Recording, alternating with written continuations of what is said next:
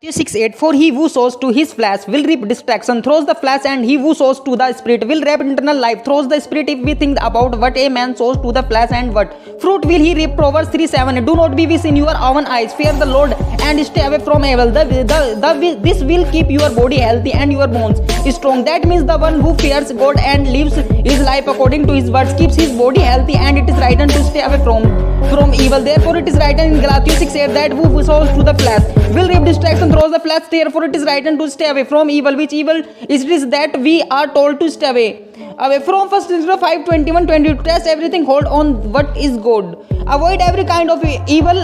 It is written here, it tests everything that is the evil, that is the flesh is the flesh. There are the things which we hear from a physical person today and we believe them to be true. That is why it is written to test all things, which means that we should test the things said by men, that we have to test the things said by men to see if they are talking us away from God. Because by believing the things we are here for physical people to be true, we go against God and we sow evil for the flesh, and today many people get involved in sin, lay idol worship, and it is right in Galatians 6:8 He who sows for the soul will reap eternal life, Matthew 28:19-20 Therefore you go and preach the gospel to people for all nations, wash your good news for the soul. And Jesus said that when you do this, I am with you till end of world, which means that the whole world should not be judged till the end of the world.